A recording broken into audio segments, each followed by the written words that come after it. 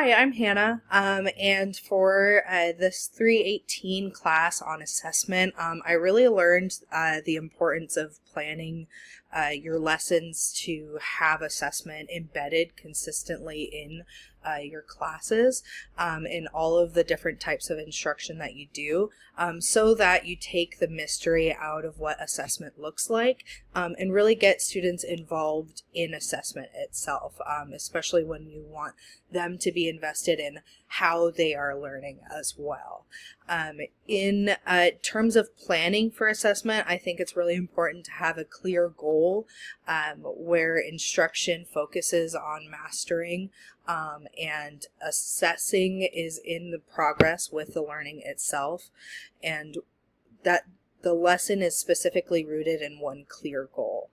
And this one clear goal is maybe phrased in a wide enough span so that it can be recontextualized for all different kinds of learners.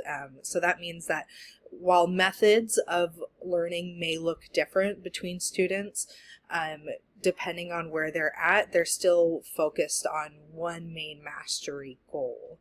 That way you can add extra flexibility or specialized scaffolds for whatever seems fit. In terms of how to gather evidence for learning during the lesson, I know it's really important to collect as much data as possible. I can do exit tickets is probably the thing I'll use the most in terms of collecting things. I've also seen in classrooms where they're working on certain math problems where they complete the answers on whiteboards and hold it up. If teachers are sitting in a certain spot and scanning the room to see what students are getting them right or wrong, to kind of be able to on the side analyze what students are still getting it or how many students are getting it versus not. That way you could modify instruction in the moment where that's needed. It's also helpful, I would think, to be consistently walking around the classroom, potentially with a class chart, to add points to mastery, walking around and kind of seeing where they're at, and then potentially changing future lessons to have different groups of people strategized by their levels of mastery so that they can assist one another as well.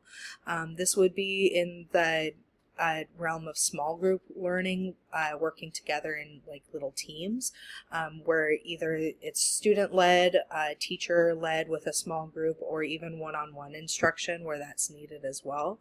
I think it would be really helpful, especially if you're noticing there's students who've already demonstrated mastery, to challenge them in a way to either help other students get up to that mastery level, or to also challenge them to maybe do more, something more critically or higher order in thinking that maybe some other students aren't doing quite yet.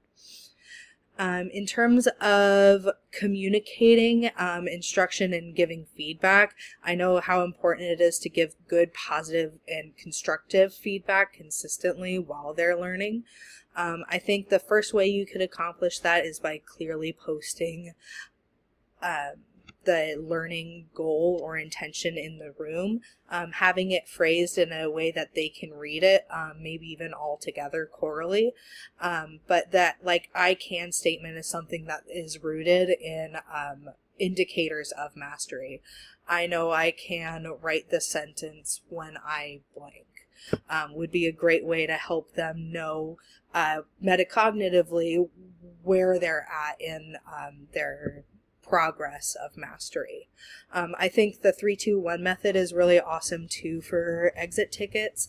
I would really like to do that to be able to see kind of where they are assessing their learning is at, and having those as markers of data as well gives a really good qualitative data set that involves their thoughts on their learning. In terms of bias and equity, I know that I have to make sure that I am carefully writing lessons or providing lessons to make sure that it's culturally relevant or supportive to the class. If I have students that are knowledgeable in certain aspects of reading or word problems in math, that might come as a harder challenge that we don't want them facing. We really want them focused on getting challenged by the mastery goals and not by those undesirable challenges. So making sure that things are written in a way that's clear, understandable, and relatable enough to my students is something that I feel like I want to really make sure that I work on and shows that I'm actually getting real valid data. In this class, I really do think that I've learned how to craft really strong questions in order to be sensitive to different backgrounds or methodologies or things that I need to do. But I also want to do more in learning how I can modify lessons for students with exceptionalities. So what are like actual strategies and methods that I can use on the fly in the classroom so that students are getting that little extra bit. I don't want to teach one subject one specific way, and I don't think that's a great way to learn or get really good learning data. It's about being flexible and knowing those methods to change up when you experience that with your kiddos. But yeah. Thanks.